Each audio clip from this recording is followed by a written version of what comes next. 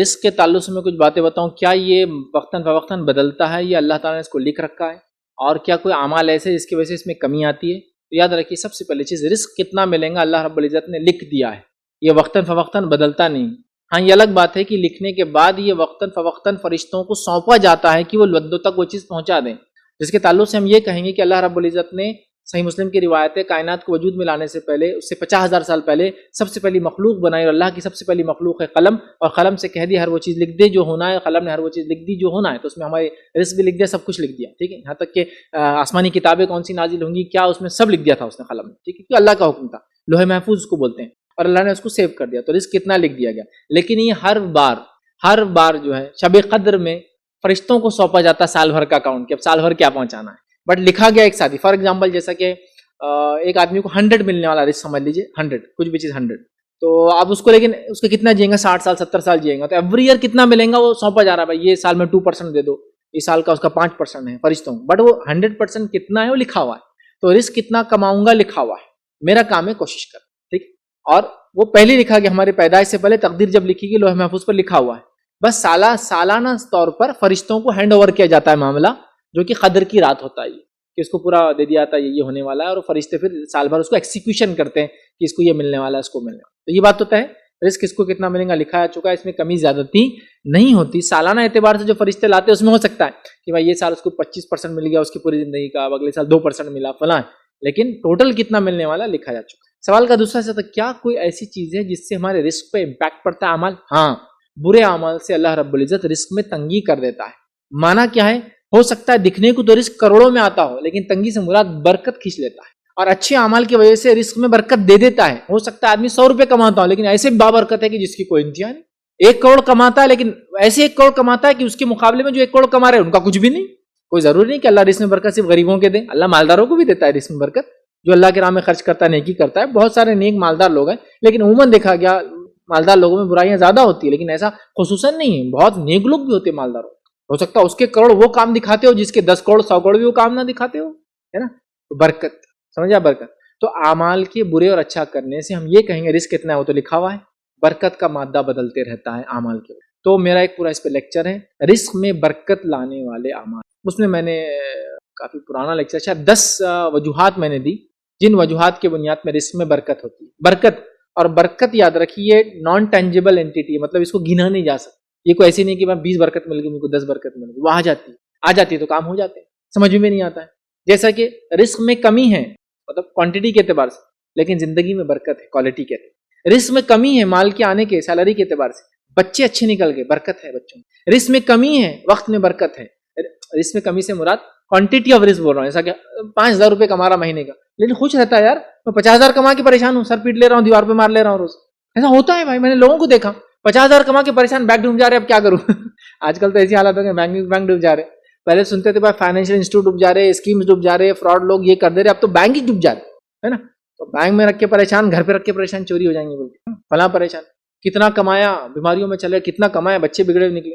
وہ جناب نے 5,000 روپے مہینہ کا، خوشی سے رہتے یار، خوش رہتے، اس سے بڑی کوئی نعمت ہی نہیں ان کے پاس. زندگی میں برکت ہے، اولاد میں برکت ہے، بیمار نہیں ہوتے، بیوی سے تعلقات اچھی، یار کیا زندگی. تو برکتیں سمجھ نہیں آتی، ماپی نہیں جا سکتی. تو رزق کتنا کمائیں گے فکس. اب اعمال اچھے اور برے اس کی برکت کو لاتے یا ختم کر دیتے، جس کے نتیجے میں آپ بولیں گے رزق کی کمی یا رزق کی زیادتی اعمال پہ ڈیپینڈ ہے، لیکن وہ رزق تو کتنا ہے وہ تو تقدیر میں ہے. یہ برکت کے اعتبار سے اب کیا ہوں گا، کمی اور زیادتی ہوں. تو لہٰذا ایک مومن کا کام ہے وہ رزق حلال کے لیے کوشش کرتا جائے، اچھی نیکیاں کرتا جائے، رب کو راضی کرتا جائے، اور جو ملا اس میں خوش رہتا جائے، زیادہ پریشان نہ ہو، تقدیر کو برا بھلا نہ کہے اور کوشش کرتے رہے. اس کا کام ہے. کم ہوں گا وہ نیک تھا، اللہ برکت دے دے گا. وہ کم بھی بہت بہت زیادہ ہو جائیں گے. وہ انسان برا تھا، بہت بھی دیا اللہ نے تو کچھ کام آنے والا نہیں ہے. تو انسان کے اعمال سے رزق پہ فرق پڑتا ہے برکت کے اعتبار سے، ورنہ تقدیر میں کتنا کمائیں گا وہ فکس لکھ دیا. سب سے پہلی چیز جس سے روزی میں برکت آتی ہے، روزی کی تنگی، کمائی کی تنگی، انکم کی تنگی دور کر دی جاتی ہے. وہ کیا چیز ہے؟ پہلی چیز جو روزی کو بڑھانے کے لیے مجھے اور آپ کو کرنا ہے وہ ہے توبہ اور استغفار. سبحان اللہ. آپ کہیں توبہ اور استغفار کا روزی سے کیا تعلق؟ ہم انکم کی بات کر رہے ہیں، دکان کھولنے کی بات کیجئے، فلاں کی بات کیجئے، فنڈ یا فائنینشیل مینجمنٹ کی بات کیجئے، توبہ اور استغفار کہاں سے آ گیا؟ ہاں یہ بڑی اہم چیز ہے. توبہ اور استغفار یہ وہ عمل ہے جو نہ صرف روزی، ابھی میں جب آگے چلوں گا نا ایسے ایسے دروازے یہ کھولتا ہے توبہ اور استغفار، ایسی ایسی نعمتیں انسان کے لیے لاتا ہے یہ توبہ استغفار جسی کو انتہا نہیں۔ یہاں میں تفصیلات میں نہیں جاؤں گا، لیکن پہلا پوائنٹ جو آ جائے، روزی میں برکت کا پہلا ذریعہ سن لیجئے، توبہ اور استغفار، اپنے رب کی طرف رجوع کیجئے، پلٹیے، گناہوں اور معصیت سے توبہ کرنا اور اپنے رب کی طرف پلٹنا۔ استغفار وہ عمل ہے جس کے ذریعے انسان اللہ سے دعا کرتا ہے کہ میرے گناہ معاف ہو، اور توبہ وہ عمل ہے جس سے وہ پلٹتا ہے اور پلٹنے کے بعد استغفار کرتا ہے۔ توبہ کہتے ہیں پلٹنے کو، رجوع کرنے کو، اور استغفار وہ کلمات ہے جو ادا کرتا ہے انسان اس توبہ کے لیے کہ اللہ جو گناہ ہو چکے اب میں پلٹتا ہوں ان گناہوں سے، اب نہیں کروں گا، منہ موڑتا ہوں، اور پھر ان گناہوں کی معافی کے لیے استغفار کرتا ہے۔ تو توبہ پلٹنا اور استغفار پلٹنے کے بعد پچھلے گناہوں کی معافی مانگنا، تو یہ تعلق ہے توبہ اور استغفار کا۔ وہ ایک ساتھ ہی استعمال ہوتے ہیں کبھی بھی، لیکن دونوں میں تھوڑا سا فرق ہے۔ توبہ پلٹنا، استغفار پلٹنے کے بعد پچھلے جو گناہ اس کے لیے معافی مانگنا۔ بہت چھوٹا عمل ہے، لیکن نہ اس کو ہم روزی میں برکت کا ذریعہ سمجھتے ہیں کبھی، نہ کبھی سوچتے ہیں، بلکہ سالوں سال گزر جاتے ہیں زندگی کے، معصیت اور گناہ میں ڈوبتے جاتے ہیں لیکن توبہ نہیں کرتے۔ نبی اکرم صلی اللہ علیہ وسلم کے تعلق سے آتا روایتوں میں کہ آپ صلی اللہ علیہ وسلم دن میں، ہر دن میں، امام الانبیاء جو معصوم الخطا ہے، جن کے پچھلے تمام اللہ رب العالمین گناہ معاف کر دیے، آپ 70 سے 100 مرتبہ توبہ اور استغفار کرتے، 70 to 100 times۔ بہرحال توبہ اور استغفار، آئیے سب سے پہلے اس کا معنی کیا دیکھ لیتے ہیں۔ تو سب سے پہلے چیز استغفار کا معنی یہ ہے، امام راغب اصفہانی جو ہے رحمہ اللہ یہ لکھتے ہیں المفردات فی غریب القرآن کے اندر، اور کہتے ہیں کہ شریعت میں توبہ کا مطلب ہے گناہ کو اس کی برائی کی وجہ سے چھوڑنا، گناہ کو اس کی برائی کی وجہ سے چھوڑنا۔ اس لیے نہیں چھوڑنا کہ اب بیٹی بڑی ہوگی تو رشتے نہیں آئیں گے میرے گناہ کی وجہ سے، اس لیے نہیں کہ لوگ کیا بولیں گے، توبہ کو خالص اس کے برائی کی وجہ سے کہ میرے رب نے اس کو حرام قرار دیا اس لیے میں نہیں کروں گا، برائی کی وجہ سے چھوڑنا۔ دوسرا پوائنٹ، دوسری کنڈیشن لکھتے ہیں اور کہتے ہیں اپنی غلطی پر نادم ہونا کہ مجھ سے مسٹیک ہوئی، غلطی ہوئی، اپنی غلطی پہ نادم ہونا۔ آگے لکھتے ہیں آئندہ نہ کرنے کا عزم کرنا کہ اب یہ مسٹیک، یہ غلطی پھر آگے کنٹینیو نہیں ہوں گی، دوبارہ دہرائی نہیں جائیں گی۔ پھر آگے لکھتے ہیں اور اگر بندوں کا معاملہ ہو، حقوق العباد ہو، تو پھر اس انسان کے پاس جا کر معافی مانگنا یا استطاعت کے مطابق کوشش کر کے چیز لی تو لوٹانا یا اس سے معافی مانگنے کی کوشش کرنا۔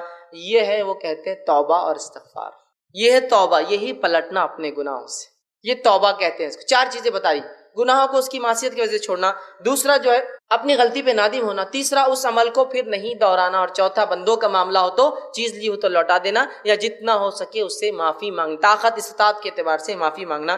یہ ہے توبہ اور استغفار۔ امام نووی رحمہ اللہ بھی اسی قسم کی کچھ مثال دیتے ہیں اور 4 کنڈیشن، 4 پوائنٹس توبہ کے لیے لاتے ہیں۔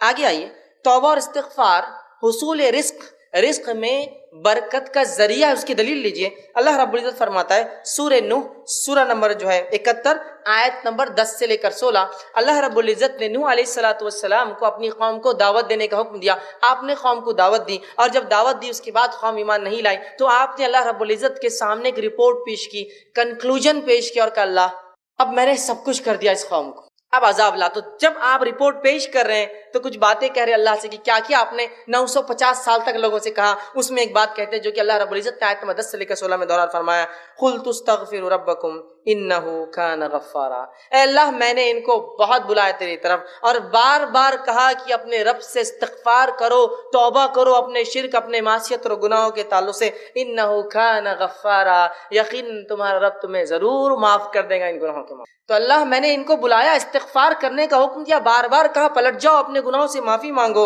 اور تمہارے رب کو تم معاف کرنے والا پاؤ گے۔ آگے فرمائے یرسل السماء علیکم مدرارا، اور اگر تم توبہ کر لو گے اپنے رب سے سچی تو اللہ تعالیٰ آسمان سے موسلا دھار بارش کو برسائیں گا۔ سبحان اللہ۔ استغفار کا پہلا فائدہ جو نوح علیہ السلام اپنی قوم کو بتا رہے ہیں، جو کہ اللہ کی طرف سے وحی تھی، وہ ہے مسلادھار کنٹینیوسلی ایسی بارش جو نفع بخش ہوتی برسائیں گا۔ پھر فرمایا وَيُمْدِدْكُمْ بِأَمْوَالٍ وَبَنِينَ، اور اللہ تمہیں بڑھا دیں گا، اموال مال کے اندر، وبنین اور لڑکے چاہتے ہو نا تو لڑکوں کے اندر۔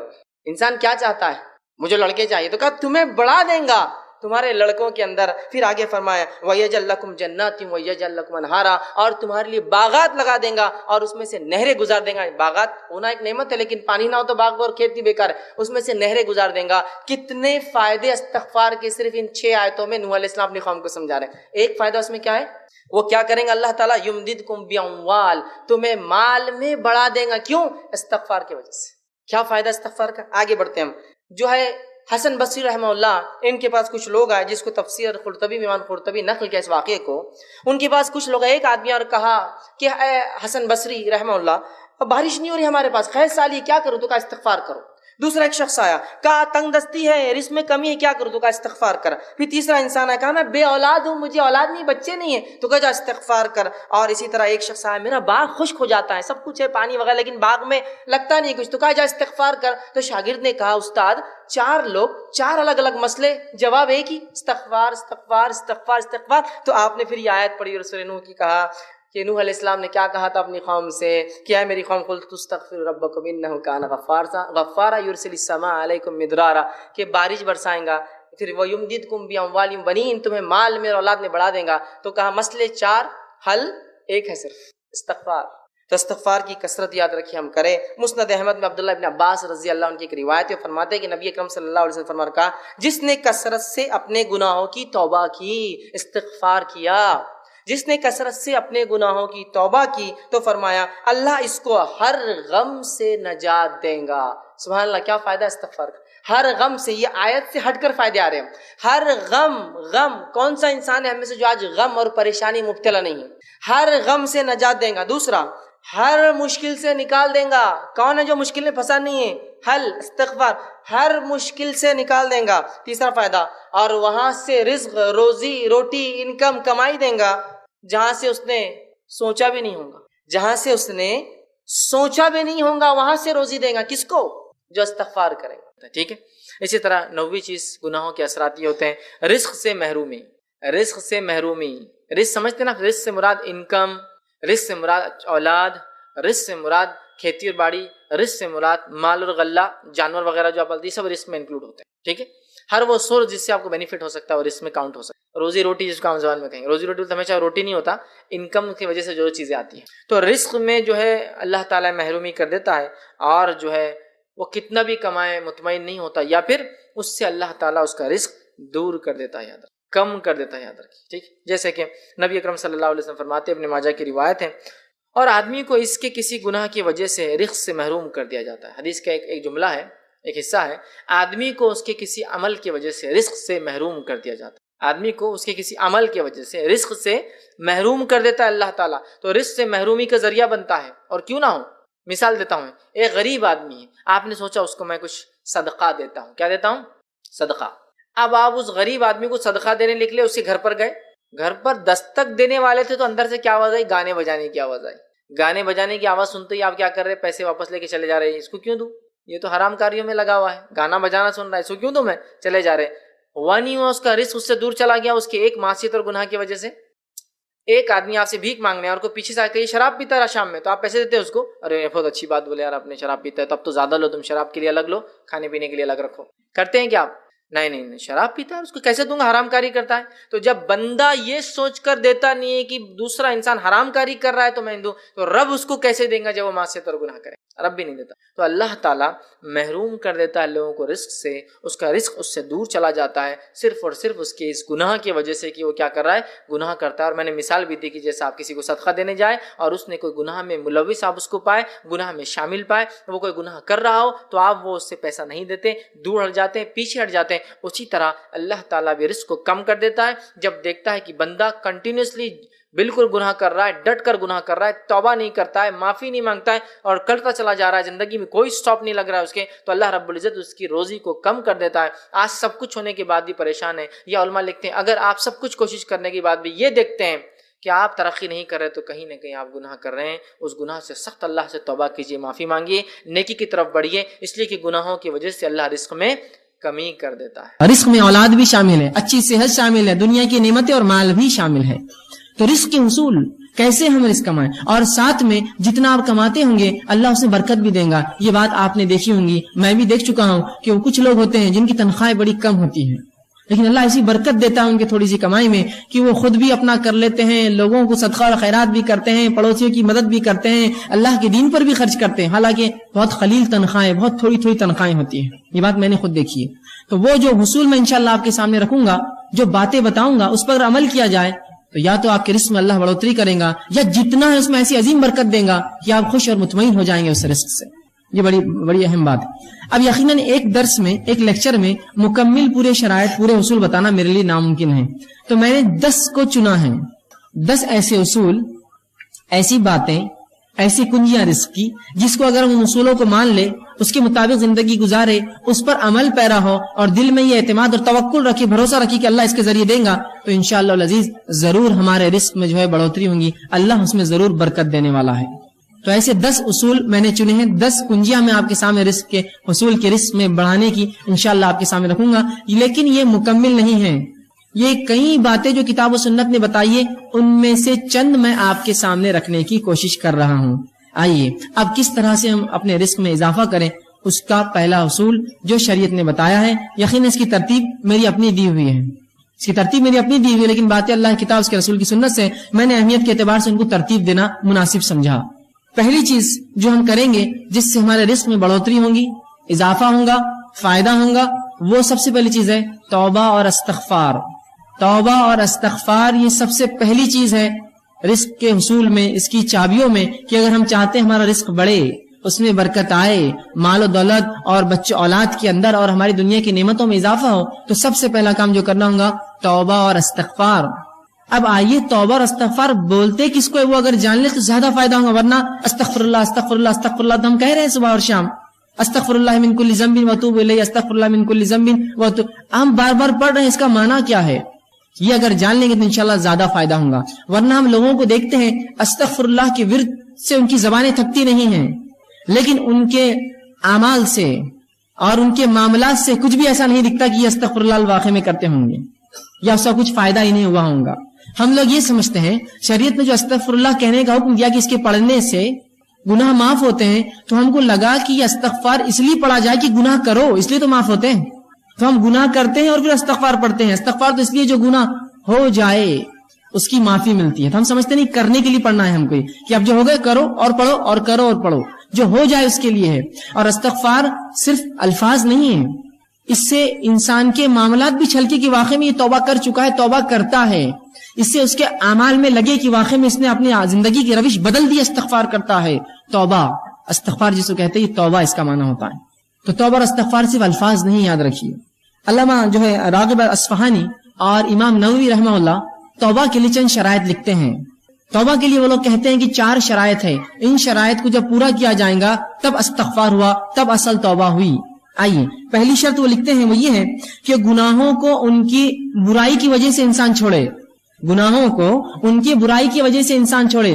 اس لیے گناہ نہ چھوڑے کہ اب بچیاں بڑی ہوگی, شادی کا مسئلہ آئیں گا, اگر باپ گناہ گار رہیں گے تو بچوں کو نکاح کے پیغام نہیں آئیں گے, نہیں, اس لیے نہ چھوڑے. گناہوں کو ان کی برائی کی وجہ سے انسان چھوڑے, اس سے استغفار اور اس سے توبہ کرے. یہ نہیں کہ اب تو مجبوری ہے کہ اب مجھے گناہ چھوڑنا ہے, تو گناہوں کو ان کی برائی کی وجہ سے ترک کرے. اور پہلی شرط اپنی غلطی پر نادم ہو. گناہوں کو چھوڑنے کا ارادہ کیا, ان کی برائی کی وجہ سے اپنے گناہوں پر نادم ہوا کہ مجھ سے یہ گناہ ہوا. دوسرا وہ لکھتے ہیں آئندہ نہ کرنے کا عزم کیا, اب انشاءاللہ آئندہ میں وہ گناہ نہیں کروں گا. تیسری شرط اگر بندوں کا معاملہ تھا تو وہ لے جا کر اس معاملے کو واپس کر دے. بندوں کا آپس میں کچھ ہوا, مال لے لیا تھا, جائیداد لے لی تھی, زمین لے لی تھی, کچھ ایسا کام کیا تھا جو بندوں کا معاملہ تھا, اس معاملے کو جتنا ہو سکے لوٹا دے اس بندے کو جا کر. اور چوتھا وہ کہتے ہیں, بلکہ پہلی شرط وہی تو میں نے پہلے آپ سے کہی کہ گناہوں کو ان کی معصیت کی وجہ سے چھوڑے, دوسرا گناہوں پر نادم ہو, تیسرا جو ہے گناہوں کو جو ہے پھر دوبارہ نہ کرنے کا عزم کرے, اور چوتھا اگر حقوق العباد بندوں کا معاملہ ہو تو اس معاملے کو, اس چیز کو واپس لوٹا دے. یہ ہے استغفار, یہ ہے توبہ. تو اب توبہ کو یہ مت سمجھیے, کچھ لوگوں کو تو یہ بھی نہیں پتا توبہ ہوتی کیا ہے. وہ سمجھتے ہیں کہ نماز پڑھ لو, پھر نماز کے بعد ادھر ادھر دیکھو کوئی دیکھ رہا تو نہیں ہے آپ کو, اور اگر نہ دیکھ رہا تو جلدی سے دونوں ہاتھ لیتے ہیں اور گالوں کو دونوں طرف کچھ تو بھی کرتے رہتے, توبہ توبہ توبہ. یہ توبہ نہیں ہے. یہ تو بچوں کو نصیحت کے لیے سکھایا جاتا ہے کہ آئندہ ایسی غلطی نہ کرے, چلو توبہ کرو. یہ توبہ نہیں ہے. تو وہ امت کو توبہ کا تصور بھی نہیں ہے کہ اس کے اصول کیا ہے, وہ ہوتی کیسے, اس کا معاملہ کیا ہے. وہ سمجھتے گالوں پر ہاتھ لگانا یہ توبہ ہے. یہ توبہ نہیں, یاد رکھیے. تو توبہ کی 4 شرائط استغفار کی. آئیے اب جو استغفر اللہ یا استغفار ہے, یہ حصول رزق کا ذریعہ ہے. یہ کرنے سے رزق میں اضافہ ہوتا ہے، اس کے دلائل کیا ہیں؟ آئیے ہم قرآن سے دیکھتے ہیں۔ اللہ رب العزت قرآن میں فرماتا ہے، سورہ نوح سورہ نمبر 71 اور آیت نمبر 10 سے لے کر 16 میں اللہ فرماتا ہے اور کہتا ہے فَقُلْتُ اسْتَغْفِرُوا رَبَّكُمْ إِنَّهُ كَانَ غَفَّارًا۔ پھر آگے فرماتا ہے يُرْسِلِ السَّمَاءَ عَلَيْكُمْ مِدْرَارًا وَيُمْدِدْكُمْ بِأَمْوَالٍ وَبَنِينَ وَيَجْعَلْ لَكُمْ جَنَّاتٍ وَيَجْعَلْ لَكُمْ أَنْهَارًا۔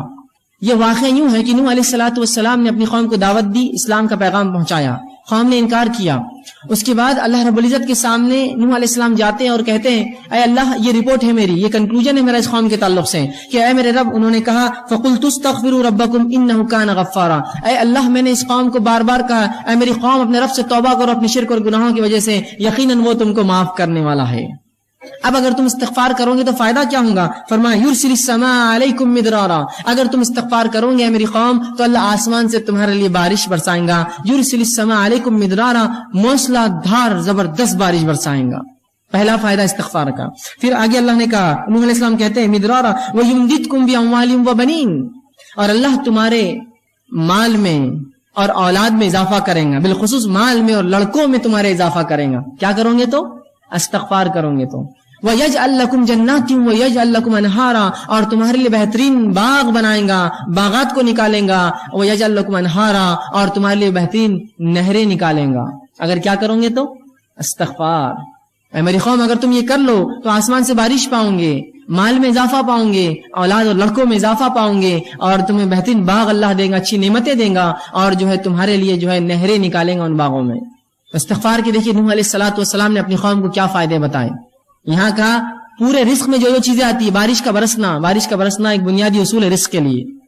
آج بھی اگر انسان ٹیکنالوجی میں اور کسی بھی چیز میں جتنی ہی آگے بڑھ چکی ہو، لیکن آج بھی آسمان کی طرف نگاہ سب کی ہوتی ہے۔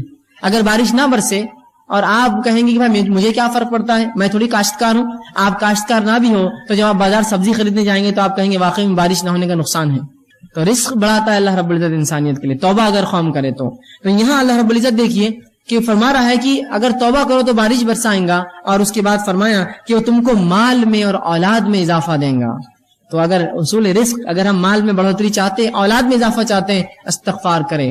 حسن بصری رحمہ اللہ یہ کبار تابعین میں سے ہے، ان کے پاس ایک شخص آ کہا ہے حسن ہمارے علاقے میں قحط سالی ہے، میں کیا کروں؟ تو کہا استغفار کر، توبہ کر۔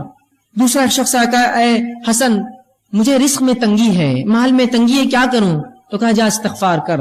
چوتھا تیسرا شخص کہا اے حسن میرے باغ سوکھ چکے ہیں، میں کیا کروں اس کے لیے، حل بتاؤ شرعی، استغفار کر۔ ایک شخص اور کہا کہ مجھے اولاد نہیں ہے، لڑکے نہیں ہیں، کیا کروں؟ تو کہا جا استغفار کر۔ تو ان کے شاگردوں نے پوچھا اے استاد، اے حسن بصری، تم نے 4 لوگ آئے، 4 سوال کیا، اولاد نہیں، کسی نے کہا قحط کا کہا، کسی نے کہا باغ میں میرے جو ہے سوکھا پڑ چکا ہے، اور کسی نے مال کے تعلق سے کہا، تم نے سب کو ایک ہی جواب دیا، استغفار کرو، استغفار کرو، استغفار کرو۔ تو کہا میں نے کوئی بات اپنے دل سے تھوڑی کہی ہے، اور فوراً انہوں نے قرآن کی اس آیت کو تلاوت کی، قُلْتُ اسْتَغْفِرُوا رَبَّكُمْ إِنَّهُ كَانَ غَفَّارًا يُرْسِلِ السَّمَاءَ عَلَيْكُمْ مِدْرَارًا، کہ تم اے میری قوم تم اللہ سے توبہ کرو، استغفار کرو، وہ تم پر موسلادھار بارش دیں گا۔ تو اگر ہم بارش چاہتے ہیں استغفار کریں، ہم مال چاہتے ہیں استغفار کریں، اولاد چاہتے ہیں استغفار کرے جو بے اولاد ہے، اور اگر جنت یا اس کا باغ سوکھ رہا ہے، اگر اسے مال نہیں آتا جبکہ آس پاس آتا ہے، استغفار کرے۔ تو یہاں حصول رزق کے لیے، رزق میں بڑھوتری کے لیے، اولاد میں بڑھوتری کے لیے، بارش کے ہونے کے لیے، اپنے باغ اور اپنی تجارت میں فائدے کے لیے استغفار اصول بتایا گیا ہے۔ توبہ کرو اپنے رب سے، توبہ کی چاروں شرائط کے ساتھ۔ نہیں تو میں استغفر اللہ استغفر اللہ استغفر اللہ تو کر رہا ہوں، لیکن انہی استغفر اللہ کے دوران میں گناہ کرتا ہوں۔ استغفر اللہ کی تسبیح چل رہی، کسی کا فون آیا، جھوٹ بول دیا، کہاں آپ نے توبہ کی اپنے رب سے؟ استغفر اللہ تو میں پڑھ رہا ہوں، لوگوں کو دھوکہ دے رہا ہوں، کہاں آپ نے استغفر اللہ کیا؟ آپ نے معنی ہی نہیں سمجھا آپ نے اس کا۔ تو صحیح معنوں میں اگر استغفر اللہ ہم کریں گے تو اس کا فائدہ انشاءاللہ عزیز ہمیں زبردست ہوگا، مال میں اضافہ، اولاد میں اضافہ، کھیتی باڑی میں ہمارے اضافہ، تجارت میں اضافہ، بہت اس کے فائدے اللہ بارش دے گا۔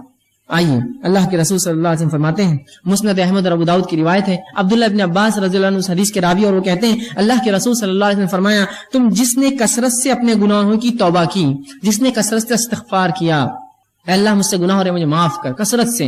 اور اللہ کے رسول دن میں سے 70 سے زائد مرتبہ توبہ اور استغفار کرتے، ایک رات میں 100 سے زائد مرتبہ۔ نبی اکرم صلی اللہ علیہ وسلم گناہ نہیں کرتے تھے، یہ قوم کو تعلیم تھی کہ جب تمہارا نبی معصوم ہونے کے بعد اتنا استغفار کرتا ہے تم اس سے زیادہ کرو۔ تو توبہ اور استغفار کر دیا اللہ کے رسول۔ تو کہا کہ جو کثرت سے اللہ سے اپنے گناہوں کی توبہ کرے، استغفار کرے، پہلا فائدہ اللہ اس کو ہر غم سے نجات دیں گا۔ اللہ اس کو ہر غم سے، کس کو آج غم نہیں اور پریشانی نہیں، غم اور پریشانی سے نجات چاہیے، استغفار کرے۔ دوسرا فرماتے ہیں ہر مشکل سے باہر نکال دے گا اسے۔ توبہ کے فائدے تو دیکھیے آپ، ہم تو رزق کے اصول دیکھ رہے ہیں لیکن فائدے دیکھیے، غم سے نکال دیں گا، مشکلات کو دور کر دیں گا اور اس کو باہر نکال دیں گا۔ تیسرا فرمایا وہاں سے رزق دیں گا جہاں سے سوچا بھی نہیں ہوگا، اس کے گمان بھی نہیں ہوگا مجھے رزق ملے گا، اور رب اس کو وہاں سے رزق اٹھا کر دے دیں گا۔ کس وجہ سے؟ توبہ کرے کثرت سے اپنے گناہوں کے لیے، ان کے شرائط کے ساتھ، تو وہاں سے اللہ رزق دیں گا اس شخص کو جہاں سے اس نے گمان بھی نہ کیا۔ کون؟ جو کثرت سے استغفار کرے، توبہ کرے اپنے گناہوں کے تعلق سے۔ یہ تھا پہلا اصول، پہلی شرط۔ آئیے دوسرا اصول کیا ہوگا؟ دوسری چیز جو کتاب و سنت میں ہم پاتے ہیں جس کے تعلق سے بکثرت روایتیں آتی ہیں، جس کے کرنے سے رزق میں اضافہ ہوتا ہے، اللہ کا تقوی۔ اب جو میں آگے بڑھتا جاؤں گا، آپ یہ مت سوچئے یار یہ تو اپنے سے ہونے والا نہیں ہے، یہ تو ہونے والا نہیں ہے، اس سے ہٹ کر کچھ بتاؤ۔ ایسے آدمی کی مثال تو وہ ہے کہ اس کو ایک مرض اور بیماری ہے، بیماری کا علاج ڈاکٹر دیتا ہے، وہ کہتا ہے یہ دوا تو مجھ سے نہیں کھا جائیں، کچھ اور بتاؤ، تو وہ کہے جاؤ پھر مر جاؤ، اس کے علاوہ کوئی حل نہیں تمہارے لیے۔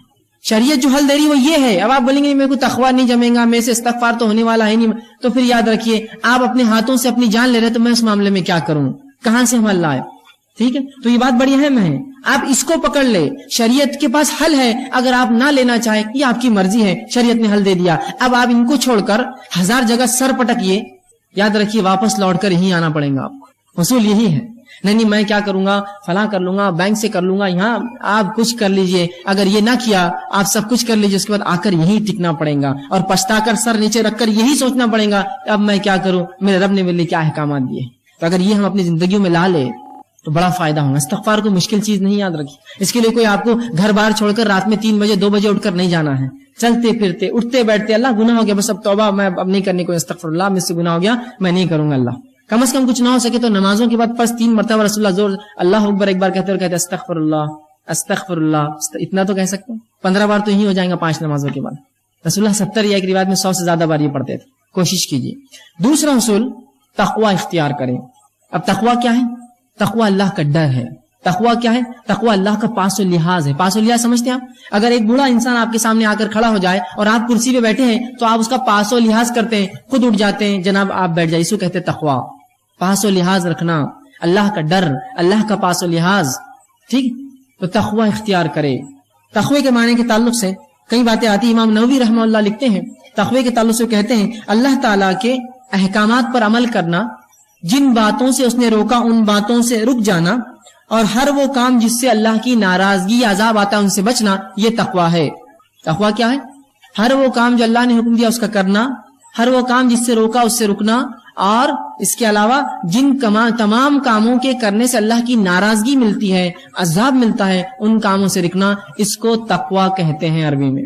تو ہم اب جو اللہ نے کہا وہ کرے، جس سے روکا اس سے رکے، اور ہم ہر وہ کام جس سے عذاب ملتا ہے اس سے اجتناب کرے، یہ تقوی ہے۔ تو ہم تقوی اختیار کریں۔ دوسرا اصول یاد رکھیے۔ آئیے تقوی کے تعلق سے کہ رزق کا حصول ہے، رزق اس سے بڑھتا ہے، مختلف مقامات پر قرآن حدیث میں اس کے حوالے ملیں گے۔ میں چند حوالے آپ کے سامنے رکھتا ہوں۔ اللہ رب العزت سورۃ طلاق سورہ نمبر 65 اس کی آیت نمبر 2 اور 3 میں کہتا ہے وَمَن يَتَّقِ اللَّهَ يَجْعَل لَهُ مَخْرَجًا، کیا فرما رہا دیکھیے، وَمَن يَتَّقِ اللَّهَ، جو اللہ کا ڈر اور پاس و لحاظ اختیار کرے، يَجْعَل لَهُ مَخْرَجًا، اللہ اس کو ہر غم سے باہر نکال دے گا اور اس کو وہاں سے روزی دے گا جہاں سے اس نے کبھی گمان بھی نہیں کیا ہوگا۔ کیا فرمایا؟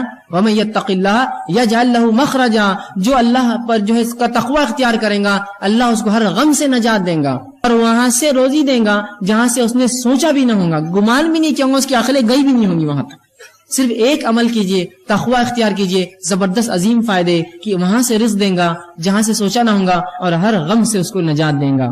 اس آیت کے تعلق سے یجعل لہ مخرجا کے تعلق سے عبداللہ ابن عباس رضی اللہ عنہ فرماتے ہیں، اس کی تفسیر میں کہتے ہیں اس کو دنیا اور آخرت کے ہر غم سے باہر نکالیں گا، یجعل لہ مخرجا کے تعلق سے۔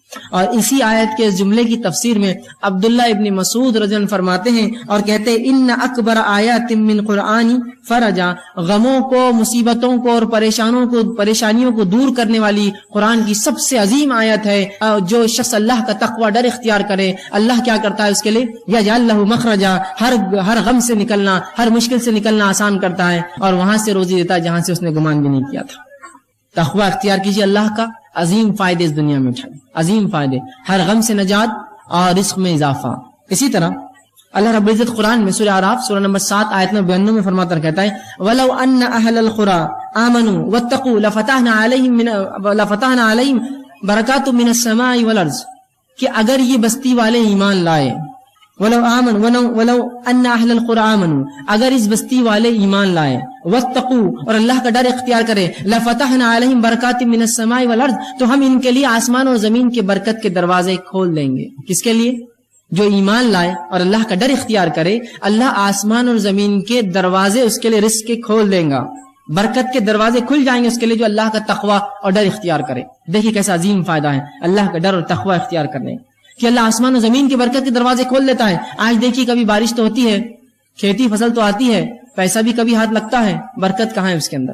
ایک زمانہ تھا، آپ نے بھی سنا ہوگا، میں نے بھی سنا ہے کہ لوگوں کی تنخواہیں 100-200 روپے، 40 اور 50 روپے ہوا کرتی، لیکن حالات یہ تھے ایک ایک انسان 10-10, 20 اور 25-25 لوگوں کو پالتا تھا اپنے گھر میں، اتنی برکت تھی اس روپے میں۔ آج ہم ہزاروں اور لاکھوں کما کے بھی 2 اولاد کو پالنا ہمارے لیے مشکل ہے۔ یہ تو برکت چھین گئی زمین و آسمان جو دیتی تھی ہم کو، جو فائدے تھے، اس لیے کہ ہم نے ایمان لا کر اللہ کا ڈر دل میں رکھا، صرف ایمان نام کو لایا، مسلمان ہے۔ اگر ڈر رکھتے تو اللہ آسمان و زمین کی برکت کے دروازے اس بستی والوں پر، ایمان والوں پر کھول دیتا۔ اور یہ توحید کی برکت ہے، یاد رکھیے۔ اور جس قوم نے توحید کو اپنایا، اللہ نے اس کے لیے زمین و آسمان کے دروازے برکت کے کھول دیے۔ اس کے نمونے آپ دیکھ سکتے ہیں ان قوموں کے تعلق سے جو قومیں کسی زمانے تک پستی میں رہی، اور اس کے بعد اللہ رب العزت کو ڈر اختیار کیا اور توحید پر آئی، اللہ رب العزت نے زمینوں کے نیچے سے خزانے ان کے لیے کھول دیے۔ جب انہوں نے اللہ کا ڈر اور تقوی اختیار کیا اور توحید پر اڑ گئے تو اللہ نے ایسی جگہ سے روزی دی جہاں سے گمان بھی نہ کی ہوں گی۔ کس نے گمان کیا تھا؟ ان علاقوں کو جن کو بنجر زمین اور چٹیل ریگستان مانا جاتا تھا کہ اس کی زمین کے نیچے سے سونا اگلیں گی وہ زمینیں اور پیٹرول کی شکل میں مادے نکل رہے ہیں۔ آج دنیا اس کا فائدہ اٹھا رہے ہیں، ممالک اس کا فائدہ اٹھا رہے ہیں۔ کبھی کیا گمان میں کیا ہوں گا ممالک کہ زمین کے نیچے اللہ نے ان کے لیے ایسے رزق رکھے؟ تو توحید کی برکت ہے، یاد رکھیے۔ جو قوم توحید پر آ جائیں گی اللہ آسمان و زمین کے دروازے کھول دیں گا، وہاں کھول دیے ان کے لیے۔ یہ فائدہ ہوتا ہے بستی والوں کو کہ اگر وہ ایمان لائے، جیسا حق ہے، تقوی اختیار کرے اللہ کا، تو ایسی جگہ سے رزق دیتا ہے گمان نہ کیا ہوں گا، اور آسمان زمین کے برکت کے دروازے ان کے لیے کھول دیتا ہے۔ تو یہ بڑی اہم چیز ہے، یاد رکھیے، اللہ کا ڈر اور تقوی اختیار کریں۔ اسی طرح عبداللہ ابن عباس رضی اللہ عنہ فرماتے ہیں اور کہتے ہیں اس آیت کے تعلق سے، اس کی تفسیر میں کہتے ہیں لا وسعنا علیہم الخیر ویسرناہ لہم من کل جانب، کہ اس آیت کے تحت جو بات سمجھ میں آتی وہ یہ ہے کہ ہم ان کے لیے خیر کو عام کر دیتے ہیں۔ زمین آسمان اور زمین کی جو برکت کے دروازے کھول دیے جاتے ہیں، اس کا معنی وہ کہتے ہیں عبداللہ ابن عباس رضی اللہ عنہ کہ اس کا معنی یہ ہے کہ اللہ ان کے لیے جو ہے ہر جانب خیر عام کر دیتا ہے اور اس کو حاصل کرنا ان کے لیے آسان کر دیتا ہے۔ خیر کو اللہ عام کر دیتا ہے ایسی قوم کے لیے، اور حاصل کرنا اس سے زیادہ اس کو آسان کر دیتا ہے۔ کبھی خیر تو عام ہوتا ہے لیکن حاصل نہیں کر پاتے ہم اس سے، تو خیر کو عام کرتا ہے اللہ اور اس کو حاصل کرنا آسان کرتا ہے۔ تو دیکھیے اللہ کا ڈر اختیار کرنے کا فائدہ کیا ہے، زمین و آسمان کی برکتیں اور ساتھ میں ایسی جگہ سے روزی اور رزق جہاں سے گمان نہ کیا۔ آئیے اسی طرح جو ہے تیسرا اصول تقوی کے بعد جو تیسری چیز اپنی زندگی میں ہم لائیں گے جس سے ہم کو یہ فائدہ ہوگا کہ ہم رزق کی کنجا حصول رزق کے لیے، جو رزق میں بڑھوتری زیادہ کرنے کے لیے جو ہم کریں گے، وہ یہ ہے اللہ تعالیٰ پر توکل، بھروسہ، اعتماد۔ آج مسلمان کو جب بھی رزق کی تنگی آتی ہے، رزق کی کمی ہوتی ہے، چاہے اولاد کی شکل میں، باغات یا مال تجارت میں گھاٹے کی شکل میں، یا اسی طرح جو ہے اور بھی قسم کی کوئی تکلیف آتی ہے، وہ سب سے پہلے غیر اللہ کے پاس بھاگتا ہے، اللہ پر توکل چھوڑ کر، اور ان سے مانگتا ہے کہ مجھے دو۔ کہاں سے ملیں گے پھر آپ کو رزق میں اضافہ؟ اللہ سے آپ مانگے، اس پہ کامل توکل اور بھروسہ کریں۔ اور اس کے تعلق سے توکل کسے کہتے ہیں یاد رکھ لیجئے، امام غزالی رحمہ اللہ کہتے ہیں توکل کے تعلق سے اپنی کتاب احیاء علوم الدین کے اندر وہ لکھتے ہیں اور کہتے ہیں توکل یہ ہے کہ دل کا اعتماد صرف اسی پر ہو جس پر بھروسہ کیا گیا ہو، دل کا مکمل اعتماد اس ذات پر ہو جس پر بھروسہ کیا ہو، اور مکمل طور پر اس پہ توکل کرے جس کا اس نے دعویٰ کیا ہو۔ اگر ایک شخص یہ کہتا ہے میں مسلمان ہوں اور رب پر میرا توکل بھروسہ ہے، اب مکمل طور سے اس پر اعتماد کرے کہ ہاں رب مجھے دینے والا ہے، اب ضرورت نہیں شک و شبہ کی، مکمل اعتماد کرے اس ذات کے اوپر جس کا اس نے نام لیا ہے، اس پہ اعتماد۔ یہ ہے توکل، بھروسہ، اعتماد، جس کو عام زبان میں کہیں۔ اسی طرح امام مناوی کہتے ہیں توکل کے تعلق سے اس کا معنی لکھ کر کہتے ہیں کہ توکل بندے کے اظہار عجز ہے، بندہ اللہ کے سامنے عاجز ہو جائے، اللہ میں کچھ نہیں کر سکتا ہوں، بس میں عاجز ہوں تیرے سامنے، تجھ سے ہی مانگتا ہوں مکمل طور سے، اور جس پر توکل کیا گیا ہے اس پر مکمل بھروسہ کرے۔ تو ایک مومن توکل کرے کس پر؟ اللہ پر، اس سے رزق میں بڑھوتری ہوتی ہے۔ اب اس کے تعلق سے کہ توکل رزق کے بڑھانے کا سبب ہے، اس کے تعلق سے کئی روایتیں آتی ہیں، مسند احمد کی اور ترمذی کی روایت ہے جس میں اللہ کے رسول صلی اللہ علیہ وسلم فرماتے ہیں، عمر بن خطاب اس کے راوی ہیں، اور وہ کہتے ہیں اگر تم اللہ تعالیٰ پر ایسا بھروسہ کرو، اللہ کے رسول نے فرمایا کہ اگر تم اللہ تعالیٰ پر ایسا توکل، اعتماد اور بھروسہ کرو جیسے پرندے توکل، اعتماد اور بھروسہ کرتے ہیں کہ وہ ہر صبح خالی پیٹ اپنے گھروں سے نکلتے ہیں اور شام بھر پیٹ گھر لوٹتے ہیں، تو اللہ بھی تمہیں ویسا ہی رزق دے گا جیسے پرندوں کو دیتا ہے کہ وہ خالی پیٹ اپنے گھروں سے نکلتے ہیں اور شام بھر پیٹ لوٹتے ہیں۔ توکل کا فائدہ کہ اگر تم اللہ پر ویسا توکل کرو جیسا پرندے کرتے ہیں تو اللہ بھی تمہیں رزق دے گا کہ وہ صبح اپنے گھر سے بھوکے پیٹ نکلتے ہیں اور جب رات لوٹتے ہیں تو بھر پیٹ لوٹتے ہیں۔ لیکن ایک بات یہاں سمجھنے کی بڑی اہم ہے، جب میں توکل کی بات کر رہا ہوں تو کوئی یہ نہ کہے کہ میں نے اللہ پر مکمل توکل کر لیا اور اب میں کچھ بھی نہیں کرتا ہوں۔ ایسے بہت سے لوگ ہوتے ہیں جو اپنی کوتاہیوں کو، کاہلیوں کو شریعت اور دین پر ڈالتے ہیں۔ میں نے اللہ پر توکل کر لیا تو اس کا کیا مطلب؟ کیا تم کام دھندا چھوڑ دو، تجارت چھوڑ دو، دنیا سے بیزارگی اختیار کر لو؟ نہیں، اس کا مطلب یہ نہیں ہے، اس کا مطلب یہ نہیں، توکل کا یاد رکھیے۔ حدیث کیا کہہ رہی ہے؟ پرندے گھر سے نکلتے ہیں خالی پیٹ، نکلتے ہیں اور بھر پیٹ لوٹتے ہیں، تو یہاں کوشش کرنا ہے۔ پرندے گھونسلوں میں بیٹھ کر توکل نہیں کرتے ہیں کہ اللہ دے گا، پرندے اپنے گھروں سے نکلتے ہیں، رسول اللہ فرماتے ہیں، اور شام بھر پیٹ لوٹتے ہیں۔ آپ بھی اللہ پر بھروسہ کیجئے، گھر سے نکل جائیے، انشاءاللہ رب تم ہم کو جو ہے ضرور روزی دیں گا اور شام ضرور بھر پیٹ لوٹیں گے۔ لیکن پرندے جو ہوتے ہیں ان کا معاملہ تھوڑا انسانوں سے مختلف ہوتا ہے، یہ بھی بتا دوں۔ پرندے سیدھے جا کر رزق لے لیتے ہیں، انسانوں کو رزق حاصل کرنے کے لیے نوکری، تجارت، کاروبار کرنا پڑتا ہے، دکانوں میں جانا پڑتا ہے اور اسی طرح مختلف مقامات پر جانا پڑتا ہے کمانے کے لیے۔ پرندوں کا تھوڑا رزق الگ ہے، ہم سے مختلف ہے، وہ سیدھے رزق کو اٹھا لیتے ہیں، جا کر پھل اناج کھا لیتے ہیں۔ ہم تو ویسا نہیں کر سکتے ہیں، ظاہر سی بات ہے۔ ہمارا توکل ویسا ہوگا کہ ہم گھروں سے نکلیں گے، کچھ نہ ہو تو ایک دکان والے کے پاس جائیں گے، کہیں گے بھائی آج کچھ ہم مالی کو دے دو، میں بھیک تو نہیں مانگ سکتا، میں کام کر کے کما لوں گا آج شام تک۔ نکلے تو صحیح، تو ہمیں کالج، اسکول اور مکاتب، اسی طرح جو ہے اپنے آفیسز اور جو ہے اپنے کام کی جگہوں پر جانا پڑے گا، تب ہم جو ہے شام بھر پیٹ لوٹیں گے، یہ مانا ہے۔ ورنہ کوئی کہے میں نے اللہ پر توکل کر لیا، بس میرا پورا اعتماد ہے کہ اللہ مجھے دینا چاہیں گا تو دیں گا، نہیں تو نہیں، میں گھر میں ہی رہوں گا، تو ایسا انسان یاد رکھیے اگر جو ہے کسی ایسے جھاڑ کے نیچے بھی لیٹا جہاں بہت زیادہ پھل پک کر گرتے ہیں تب بھی پھل بہت مشکل سے اس کے منہ میں آ کر گرے گا، یہ توکل نہیں، یہ توکل نہیں، ٹھیک ہے۔ تو توکل کا معنی یہ ہے کہ آپ کوشش کریں اللہ پر بھروسہ رکھتے ہوئے، اللہ ضرور آپ کو رزق دیں گا، کوشش کریں۔ تو اس کا مطلب یہ نہیں آپ کوشش چھوڑ دیں، اور کیوں نہ ہو، اللہ سورۃ طلاق سورہ نمبر 5 آیت نمبر 3 نے فرماتا ہے وَمَن يَتَوَكَّلْ عَلَى اللَّهِ فَهُوَ حَسْبُهُ، جو اللہ پر بھروسہ اور اعتماد کرتا ہے اللہ اس کو کافی ہو جاتا ہے، اللہ اس کے لیے کافی یاد رکھے۔ لیکن کوشش یہ زیادہ ضروری ہے، شک اور شبے میں نہ پڑے آپ، ورنہ بہت سے لوگ ہوتے ہیں کہتے ہیں بھائی کیوں محنت کر رہے ہو، مشقت کر رہے ہو، بس اللہ اللہ کرتے رہو، جتنا دینا اللہ دیں گے۔ ارے بھائی کوشش ضروری ہے، کوشش کے بعد تمام چیزیں ہیں، ٹھیک۔ اللہ کے رسول صلی اللہ علیہ وسلم کے پاس ایک شخص آیا، ابن حبان کی روایت ہے، عمر بن امیہ رضی اللہ عنہ راوی ہے، وہ کہتے ہیں کہ رسول اللہ صلی اللہ علیہ وسلم کا ایک شخص آیا اور اس نے کہا اللہ کے رسول میں اپنی اونٹنی کو کھلا چھوڑ دیتا ہوں اور اللہ پر توکل کرتا ہوں، بھروسہ کرتا ہوں۔ رسول اکرم نے کہا نہیں، تو اس کے گھٹنے کو پہلے باندھ دے پھر اللہ پر توکل کر۔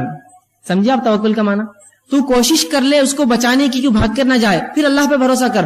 تو اونٹنی کو کھلا چھوڑیں گے اور اللہ پہ بھروسہ کریں گے تو بھاگ جائیں گی، پھر تو جو تیرے ماتحت کوشش ہے وہ کر لے کہ اونٹنی کے گھٹنے کو باندھ دے، پیر کو باندھ دے، پھر اللہ پر بھروسہ کر، پھر انشاءاللہ العزیز جو ہونا ہے وہ اللہ کرے گا۔ لیکن یہ نہیں کہ آپ کو کوشش نہ کرے اور کہیں میں نے اللہ پر توکل کر لیا، اب اللہ میرا رزق میرے گھر میں بھیج دیں گا، میں بیٹھا رہوں گا، ایسا نہیں ہونے والا، یاد رکھیں۔ پرندے نکلتے ہیں اللہ پر بھروسہ کر کے، شام بھر پیٹ لوٹتے ہیں، نکلیے، کوشش کیجئے، جائیے تو یہ معاملہ ہوگا۔ لیکن ہمارے پاس ایک عجیب مسئلہ ہے، ہم نے کام کو چھوٹے اور بڑے معاملوں میں تقسیم کر دیا، چھوٹے کام اور بڑے کام، اور شریعت نے جہاں اچھا اور برا نہیں کہا وہاں اچھے کام اور برے کام بھی ہم نے کر لیے۔ کوئی کام جب تک حلال ہو اچھا اور برا نہیں، تو سب اچھے ہیں، اگر حلال ہے تو اچھا ہے۔ کوئی انسان اگر جوتا بھی اگر سیتا ہے تو وہ بھی اچھا کام کرتا ہے، کوئی غلط نہیں۔ ہاں اگر کوئی بہت کماتا اور حرام کام کرتا ہے تو وہ کام غلط ہے، بلکہ اس کے کہ اس نے حلال کام کرا ہے، جوتا سی رہا ہے، جھاڑو مارتا ہے، حمام اور پیخانے لوگوں کے صاف کرتا ہے، وہ حلال کام ہے اس کے لیے، بلکہ اس کے کہ حرام کام کریں۔ لیکن ہمارا مسئلہ یہ، وہ ڈگری وہ پوسٹ ملی تو میں جاؤں گا، نہیں تو میں کام نہیں کروں گا۔ پھر ایسے لوگوں کے لیے توکل اور بھروسہ اور تقویٰ کچھ کام نہیں آنے والا ہے۔ یہاں نکلنے کے معنی میں آپ جائیے، کوشش کیجیے۔ آپ کوشش نہیں کریں گے اور بولیں گے میں سیدھا جاؤں اور ایک مالدار انسان بن جاؤں، تو یہ ہونے والا ہے نہیں۔ کوشش کیا ہے اس کے لیے؟ اور ہر شخص جو کسی زمانے میں مالدار ہوتا ہے، کسی زمانے میں کہانی پوچھی وہ غریب بھی تھا، چھوٹی چھوٹی کوشش کی اور اسی کوشش میں بڑھتا رہا، اللہ نے اس کو برکت دی۔ سمجھ رہے آپ بات؟ تو کوشش کیجیے، چاہے کام کوئی بھی ملے، حلال ہے، کرنے میں شرمائیے مت، بڑھ جائیے آگے، اس کو بڑھ کر کیجیے، انشاءاللہ عزیز آپ کو دنیا اور آخرت کے فائدے ہوں گے انشاءاللہ. ٹھیک ہے. چوتھی چیز جو ہم کو کرنا پڑیں گے رزق کو بڑھانے کے لیے وہ ہے صلہ رحمی. صلہ رحمی بڑی اہم چیز ہے، یاد رکھیے. صلہ رحمی کا معنی ہوتا ہے رشتوں کو جوڑے رکھنا، رشتوں کو جوڑے رکھنا. ٹھیک ہے. حافظ ابن حجر اسقلانی رحمہ اللہ وہ لکھتے ہیں اس کے تعلق صلہ رحمی کے تعلق سے، اور کہتے ہیں کہ صلہ رحمی سے مراد رشتہ داری ہے، اور رشتہ دار سے مراد وہ لوگ ہیں جن میں باہمی نسبتی تعلق ہو، چاہے پیدائش سے تعلق بنا ہو، چاہے نکاح سے تعلق بنا ہو، نسبتی اس سے تعلق ہو، چاہے پھر وہ وارث ہو یا نہ ہو، محرم ہو یا نہ ہو، وہ اس کا رشتہ ہے. مثال کے طور پر کچھ لوگ وارث ہوتے ہیں رشتہ دار، مثال کے طور بیٹے اور بیٹیاں یہ وارث ہیں اور ساتھ میں محرم بھی ہے، لیکن کچھ لوگ غیر محرم بھی ہوتے ہیں جو آپ کے رشتہ دار ہوتے ہیں، آپ کی جو ہے چچیری بہنیں اور پھپھیری بہنیں اور خلیری بہنیں، وہ آپ کی محرم نہیں ہے لیکن رشتہ دار ہے. تو یہ تمام رشتے جو انسان پیدائش سے لاتا ہے اور تمام رشتے جو اس کے نکاح کی بات بنتے ہیں یہ ہے اس کے رشتہ دار، اور ان سے صلہ رحمی کرنا، رشتوں کو جوڑے رکھنا، خام و خواہ کے نہیں توڑنا. لیکن آج ہم دیکھتے ہیں لوگ خطا رحمی کرتے ہیں، رشتوں کو توڑ دیتے ہیں آسانی سے. بھائی چچا ہے بات نہیں کرتا، یہ ہے بات نہیں کرتا، ان کے پاس جاتا نہیں، ان سے ملتا نہیں، ان کے پاس کھاتا نہیں، رشتے مت توڑیے خام و خواہ کے. صلہ رحمی کے آئیے فائدے سن لیجیے. اللہ کے رسول صلی اللہ علیہ وسلم فرماتے ہیں، اب جو ہے بخاری کی روایت ہے، ابو ہریرہ رضی اللہ عنہ اس حدیث کے راوی کہتے ہیں آپ صلی اللہ علیہ وسلم فرمایا جو شخص ماہ کے اندر، اس مہینے کے اندر جو ہم کو کرنا ہے، یاد رکھیے رمضان کے مہینے میں، یہ ہے کہ اس کے اندر ہم کوشش کریں کہ ہم جو ہے قیام اللیل کا اہتمام کریں. اس کو چاہے آپ تراویح کہیں یا آپ تہجد کہیں یا رات میں کسی حصے میں آپ نماز پڑھیں، رات کی نماز کا اہتمام عشاء کے بعد سے لے کر فجر کے پہلے تک، ٹھیک ہے، مطلب سحر کے آخری وقت تک ہم کچھ نہ کچھ قیام کریں، رات میں اللہ رب العزت کے حضور کھڑے رہے اور قرآن کی تلاوت کریں. یہ بڑا اہم عمل ہے، یاد رکھیے. نبی اکرم صلی اللہ علیہ وسلم نے حدیث میں فرمایا کہ جس نے رمضان کے مہینے میں قیام کیا اس نیت سے، ایمان کے ساتھ، اور اس نیت سے کہ اللہ رب العزت اس کا مجھے اجر دے گا، اللہ رب العزت اس کے پچھلے سارے گناہ معاف کر دیتا ہے. ایک روایت میں الفاظ ہے جس نے جو ہے شب قدر میں قیام کیا ایمان کے ساتھ اور اس نیت سے کہ اللہ اس کے پچھلے گناہ جو اس کا اجر دے گا، تو اللہ رب العزت اس کے پچھلے گناہ اس کی وجہ سے معاف کر دیتا ہے. تو لہٰذا ہم کوشش کریں رمضان کے مہینے میں قیام کریں، یا اس کو دوسرے الفاظ میں کو نفل نماز میں اضافہ کرے، اور نفل اعمال میں سب سے افضل عمل تہجد کی نماز یاد رکھیں. تو لہٰذا نفل نمازوں میں اضافہ کرے، یاد رکھیں. ویسے رمضان کے اندر ہوتا یہ ہے، ہونا چاہیے کیا الگ چیز، ہوتا یہ ہے کہ ہم میں سے بہت سارے لوگ، اللہ رحم کرے، میں کسی کے تعلق سے بدگمانی نہیں کرتا ہوں، ہم میں سے بہت سے لوگ فرض نماز کا اہتمام شروع کرتے ہیں. اب یہ بات ہو رہی قیام کی، یہ بات ہو رہی نفل نمازوں کی، اور ہم فرائض کا اہتمام اس میں شروع کرتے ہیں. یہ دیکھا جاتا ہے بہت سارے لوگ نماز میں ایسی کوتاہی کرتے ہیں جس کی کوئی انتہا نہیں، اور یہی چھوڑے بیٹھے رہتے ہیں. تو ان کے لیے تو بہرحال یہ مہینہ فرض نمازوں کے ٹریننگ کا مہینہ ہو جائے گا. لیکن یہاں مقصد یہ تھا کہ اس مہینے میں تو ہم سال بھر تو فرض نماز پڑھتے ہی، اب اضافہ کریں. تو ظاہر سی بات ہے ہم قیام مطلب راتوں کی نماز میں اضافہ کرے، نوافل میں اضافہ کرے، اور خاص طور سے قیام کرے، چونکہ اس کا اجر یقیناً اللہ کے رسول صلی اللہ علیہ وسلم نے فرمایا کہ پچھلے گناہ معاف کرنے والی چیز ہے. تو لہٰذا ہم سچے دل سے اللہ رب العزت کی خاطر قیام کرے. یاد رکھیں راتوں کی نماز کا اہتمام عشاء کی نماز کے بعد سے لے کر فجر کی نماز کے پہلے یا سحر کا جو آخری وقت ہوتا ہے تب تک ہم کوشش کریں کہ نماز قائم کریں. آپ 2 رکعت پڑھ سکتے ہیں، آپ چاہے تو 4 رکعت پڑھے، آپ 6 رکعت پڑھے، 8 رکعت پڑھے. نبی اکرم صلی اللہ علیہ وسلم کی سنت ہے کہ آپ رات میں، یاد رکھیے رمضان یا غیر رمضان 11 رکعتیں پڑھتے تو 8 رکعت یہ بھی اور 3 رکعت وتر ہوا کرتی تھی، یاد رکھیں.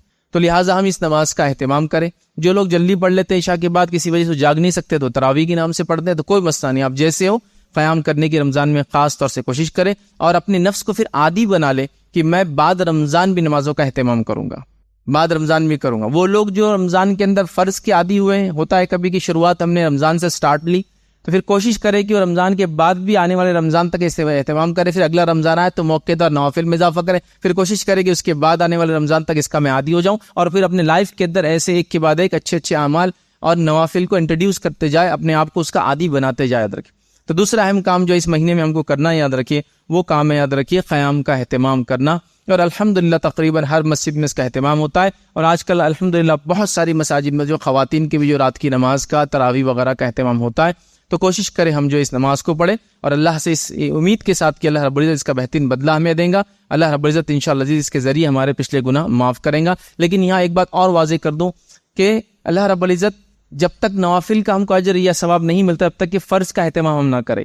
حدیث کے اندر الفاظ ہے کہ اللہ رب العزت کو جو عبادت سب سے زیادہ پسند ہے وہ ہے جو اس نے ہم پر فرض قرار دیا ہے. پھر اس کے بعد بندہ جب نفل پڑھتا ہے تو اللہ تعالیٰ اس کا ہاتھ بن جاتا ہے جس سے وہ کام کرتا ہے، جس سے اس کی آنکھ بن جائے جس سے وہ دیکھتا ہے. مانا یہ کہ ہر کام اللہ کے لیے کرتا ہے, دیکھتا بھی تو وہی چیز دیکھتا ہے جو حلال ہے, اور کام وہی کرتا ہے جو چیز حلال ہے, جو چیز صحیح ہے. تو لہٰذا پہلے فرض, اس کے بعد یہ تمام چیزیں. اور علماء کے کئی فتاوے موجود ہیں, وہ یہ ہے کہ جو انسان توحید پر نہ ہو اور نماز قائم کرنے نہ ہو تو اس کے دیگر اعمال اللہ رب العزت قبول نہیں کرتا. یاد رکھے, تو توحید اور نماز کے بعد ہی پھر روزہ, زکوٰۃ, حج اور دیگر اعمال قبول ہوتے. یاد رکھے, تو لہٰذا ہم کوشش کریں کہ ہم جو ہے نفل کا اس مہینے میں خاص طور سے اہتمام اور قیام اللیل کا اہتمام کریں. آئیے اسی کے ساتھ ساتھ اس مہینے کے اندر جس چیز کا ہم خاص اہتمام کریں گے وہ ہے قرآن کی تلاوت. اس لیے کہ اللہ رب العزت نے قرآن میں فرمایا شہر رمضان الذی انزل فیہ القرآن, رمضان وہ مہینہ تھا جس میں قرآن نازل ہوا. تو اس مہینے کا تعلق قرآن سے بڑا گہرا ہے. اسی لیے علماء کہتے ہیں کہ شہر رمضان شہر القرآن, رمضان کا مہینہ حقیقت میں قرآن کا مہینہ ہے. تو ہم کیا کریں, اس مہینے میں تلاوت کریں. نبی اکرم صلی اللہ علیہ وسلم کا یہ معمول تھا کہ آپ پر رمضان آنے تک جتنا قرآن نازل ہوتا آپ جبرائیل علیہ السلام کو پڑھ کر سنایا کرتے. اس سے کچھ علماء نے لکھا کہ رمضان میں قرآن ختم کرنا یہ سنت ہے. یاد رکھیں, ٹھیک ہے, آپ صلی اللہ علیہ وسلم پڑھ کر سنایا کرتے تھے. اور آخر بار جو آپ صلی اللہ علیہ وسلم نے جبرائیل علیہ السلام آئے, آخر رمضان آپ کو ملا, آپ نے 2 مرتبہ یہ کام کیا, 2 times اس کو ریپیٹ کیا. تو اس سے پتہ چلا کہ رمضان کے اندر قرآن کی تلاوت بڑی اہم ہے. یاد رکھیں, چونکہ اس کا تعلق اس مہینے سے بڑا گہرا ہے, چونکہ اسی مہینے میں یہ کتاب اتری. یاد رکھیں, اور یہ کتاب بہت جلیل القدر کتاب ہے. یاد رکھیں, یہ تمام کتابیں جو اس سے پہلے آئی ان کی سردار ہے. یاد رکھیں, اور اتنی جلیل القدر اور اتنی جس کو کہیں گے بابرکت کتاب ہے کہ جس مہینے نازل ہوگی وہ مہینہ روزے کا اور برکت کا اور مغفرت کا مہینہ بن گیا. جس رات نازل ہوگی تو وہ رات 1000 مہینوں سے افضل بن گئی. یاد رکھیں, جس قوم پر نازل ہوگی آخر آنے کے بعد بھی یہ قوم سب سے اول جنت میں جانے والی بن گئی.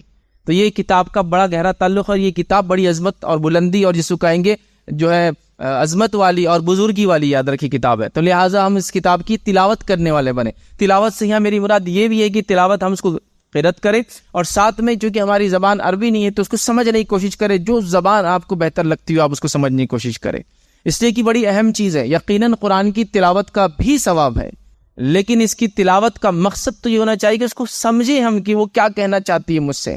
کہیں ایسا نہ ہو کہ میں ایک چیز پڑھتا ہوں اور اسی کے خلاف کام کرتا ہوں, اس کتاب کو ہاتھ میں رکھتے ہوئے کبھی کبھار تلاوت بھی چالو ہے, کتاب بھی ہاتھ میں, اور دوسرا اس کے اپوزٹ کام کر رہا ہوں. تو کہیں ایسا نہ ہو کہ یہ کتاب ہمارے خلاف گواہی دینے والی نہ بن جائے.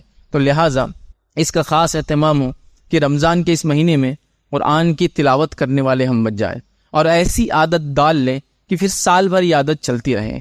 ابھی آج کل قرآن کے جو نئے نسخے آتے ہیں اس نسخے میں انہوں نے کیا کیا کہ اس نسخے کو انہوں نے یہ کیا کہ 20 صفحات میں ایک پارے کو ختم کر دیتے. مطلب ہر معاف کرنا 20 صفحات میں ایک پارا ختم ہوتا ہے, تو انہوں نے اس طرح سے اس کو ایڈجسٹ کیا ہے. تو یہ بہت اچھا طریقہ یاد رکھیے کہ 20 صفحے آپ نے پڑھ لیے, مطلب ایک پارا آپ کا ہو جاتا ہے. جو نئے پرنٹس آتے ہیں اس میں انہوں نے یہ کیا. تو آپ دیکھیں, آپ عادت ڈال لیں کہ اب 20 صفحات پڑھنا ہے, 10 صفحات پڑھنا ہے, جو بھی رمضان میں, اور بعد رمضان بھی اس کو کنٹینیو کرتے رہے کہ اتنے پیجز کی میں عادت ڈال دوں گا تو اتنے دن میں قرآن ختم ہو جاتا ہے. ٹھیک ہے, مطلب ایک صفحہ میں ایسا لے رہا ہوں, دونوں طرف ملا تو 600 ہو جاتے ہیں. تو اس طرح سے انہوں نے کیا, 40 ہو جاتے ہیں ویسے پیجز 1 2. تو ایسا کریں گے تو ایک پارا ختم ہو جاتا ہے ادھر. تو لہٰذا آپ قرآن لے لیں, بہت آسانی سے آپ اس کو ڈیلی روٹین بنا سکتے کہ اتنے پیجز پڑھ لوں گا تو اتنے دن میں ایک پارا اب آسانی سے ختم ہو جائیں گا. ٹھیک ہے, تو لہٰذا اس کا اہتمام کریں. رمضان میں کوشش کریں کہ قرآن ختم ہو, چاہے آپ اس کو نماز کی شکل میں کریں, چاہے آپ اس کو تلاوت کی شکل میں کریں. کوشش کریں کہ قرآن کو ہم ختم کریں, اور عادت ڈالیں اپنی نفس کو کہ بعد رمضان اس پہ کنٹینیو ہم پڑھتے رہیں. اور پھر اس کی بھی عادت ڈالیں کہ پھر سمجھنے کا کوئی تھوڑا بہت معمول سسٹم ہم شروع کریں کہ اس کو ہم ریڈ بھی کریں کہ وہ کیا چاہتا ہے, جو ترجمہ آپ کو بہتر لگتا ہو, جو ترجمہ آپ جس زبان میں جانتے ہو, جو اویلیبل ہو, اس کو آپ پڑھنا شروع کر دیں, تاکہ اللہ کی کتاب ہمیں کیا کہتی ہے اس سے ہمارا ایک گہرا تعلق اور رشتہ بن جائے. ورنہ یاد رکھیے یہ وہ کتاب ہے جو ہمارے خلاف روز قیامت گواہی دینے والی کہ اس امت نے جو ہے, اور نبی اکرم صلی اللہ علیہ وسلم بھی اس کی گواہی دینے والے کہ اس امت نے اس قرآن کو پیچھے ڈال دیا, چھوڑ دیا اس کو. تو لہٰذا ہم اس کو تھامنے والے بن جائیں, اور جب ہم اس کو تھام لیں گے یاد رکھیں تو پھر ہم کو دنیا میں کسی کو منانے کی ضرورت نہیں ہوگی. یہ کتاب اتنی بابرکت ہے کہ اس کے پڑھنے اور اس پہ عمل کرنے کے نتیجے میں لوگ آپ کی بات یوں ہی ماننے لگیں گے. یاد رکھیں, یہ بات سمجھنا بے حد ضروری ہے. کسی نے مجھ سے ایک بار سوال کیا تھا کہ ہم کیسے یہ چیز کو بتائے اقوام عالم کو اور تمام لوگوں کو کہ ہم ایک زندہ قوم ہیں. تو میں نے ان سے جواب دیا تھا کہ ہم جس تعداد میں عموماً جتنی آبادی ہماری ہوتی ہے, تو اگر عید کی نماز لے لیں تو عید کی نماز میں ایک بڑی آبادی مسلمانوں کی نماز پڑھتی ہے, لیکن وہ بھی 100% نہیں ہوتی کسی بھی حال میں. یاد رکھیں, کسی بھی حال میں ایک وارڈ کو آپ کاؤنٹ کر لیں تو 4-4 ہزار کی ووٹنگ ہوتی ہے, اس کے اندر ووٹ ہوتا ہے, لیکن بچے اس میں نہیں ہوتے ہیں, باہر سے آئے ہوئے لوگ نہیں ہوتے ہیں نا, 18 سال سے نیچے کے لوگ نہیں ہوتے ہیں. تو ایٹ لیسٹ اس کی آبادی 7 سے 8 ہزار ہوتی ہے, اور مسجد ایک محلے میں 1 سے 2 ہے. कैपेसिटी 300 से 400 की है, तो गोया एक महल्ले में तो 20 मस्जिद होंगी तो पुरने वाली नहीं 400 की, क्योंकि आबादी आपकी 8000 है। चलिए उसमें से औरतों को नमाज मस्जिद में नहीं पढ़ रही आगे, तो 4000 तो आना चाहिए मसाजिद के अंदर, तो वो भी नहीं आती है। तो ईदैन में भी लोग पूरे नमाज नहीं पढ़ते हैं, याद रखिए। तो मैंने कहा कि जब ईदैन में जैसी नमाज होती है ना, वैसी नमाज फजर की होने लगेंगी, मतलब सारी उम्मत नमाज पढ़ने लग जाएंगी, फिर हमको लोगों को गवाही या इसका सबूत नहीं देना पड़ेंगे कि कौम जाग रही है। कौम को अपनी बातें लोगों के सामने खड़े रह के मनाना नहीं पड़ेंगी, अपनी जिंदगी और मौत के ताल्लुक से लोगों से एहतजाज करके अपने हक लेना नहीं पड़ेंगे, उनको वो हक दिए जाएंगे। और ये हुआ 2%, 4%, 6% और 10% की मुस्लिम आबादियों ने बड़े बड़े ममालिक पर 100 सालों तक हुकूमत की। ये उनकी ताकत का नतीजा नहीं था कभी भी, ये कुरान से और दीन से लगाव का असर और नतीजा था, ये उसका इम्पैक्ट था, याद रखिए। वरना आप ऐसा गिनेंगे, उधर 2 लोग खड़े और इधर 98 लोग खड़े, तो रस्सी खींचेंगे तो कौन जीतेंगे? कोई भी कहेगा 98 लोग। लेकिन वो जो बरकत थी, वो जो मुकाम अल्लाह ने दिया था, वो जो दबदबा दिया था, वो इज्जत जीती, जो शर्फ दिया था, वो अपनी किताब के नतीजे में था, इस दीन के नतीजे में था। तो बहरहाल हम कुरान को पढ़ने वाले बन जाए। चौथा काम जो इस महीने के अंदर हम करेंगे, याद रखिए, और इसमें इजाफा करेंगे, अगर करते हैं तो, इस तमाम काम करते हैं तो और इजाफा कीजिए, अस्कार का एहतमाम।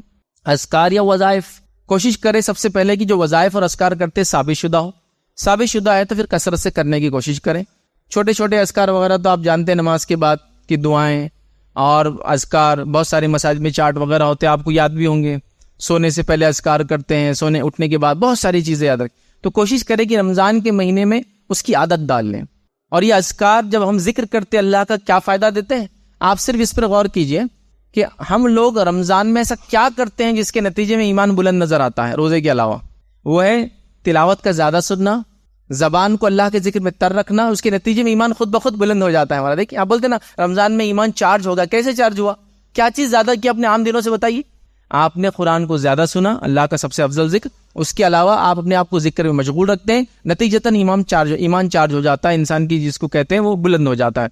तो यही चीज़ याद रखें, अस्कार का एहतमाम करें और इतना करें इस महीने में कि अपने आप को आदी बना ले, यूज्ड टू हो जाए कि गैर रमज़ान भी वो अस्कार हमारे जिसको कहेंगे एक रूटीन हो जाए, मामूल हो जाए ज़िंदगी का, कि हम जिक्र करने वाले, बार बार इस चीज़ को दोहराने वाले, छोटे से लेकर बड़े तक तमाम अस्कार वो करने वाले बन जाए, जिनको दुआएं भी आप आम ज़बान में कह सकते हैं। तो बहरहाल ये बड़ी अहम चीज़ है। कुरान की तिलावत तो बहरहाल मैंने अलग से ले ली, इसलिए सबसे अफजल जिक्र वही है, लेकिन उसके बारे में नहीं कर रहा हूँ। लेकिन दीगर इसके अलावा जितने वज़ाइफ और अस्कार है जो साबित शुदा है, मैं गुजारिश करूँगा इसका हम जो रमज़ान में एहतमाम करते हैं, नहीं करते तो करे, और इसको कंटिन्यूसली बाद रमज़ान लेकर चलने की एक अपना रूटीन या अपना मामूल बना ले कि हम इसको हमेशा इंशाअल्लाह अज़ीज़ जो है करते रहेंगे। इसी तरह इस महीने के अंदर जो अमाल करना है, और उसमें एक बड़ी फजीलत वाला अमल है, वो ये करना है हमको कि इसमें शब क़द्र आती है, और इस शब क़द्र को हमको जागना है, रब्बुल इज़्ज़त की इबादत करना है।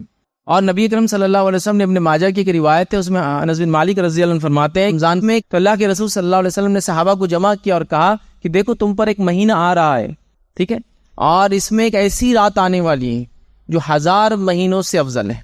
जिसने इस रात को पा लिया उसने तमाम खैर को पा लिया, और एक बदनसीब या बेनसीब से ये रात छीन ली जाती है, और इस महीने सरकत, जिन और शयातीन कैद कर दिए जाते हैं, और भी अल्फाज बहरयात। तो यहाँ जो है नबी अकरम सल्लल्लाहु अलैहि वसल्लम खुद बता रहे हैं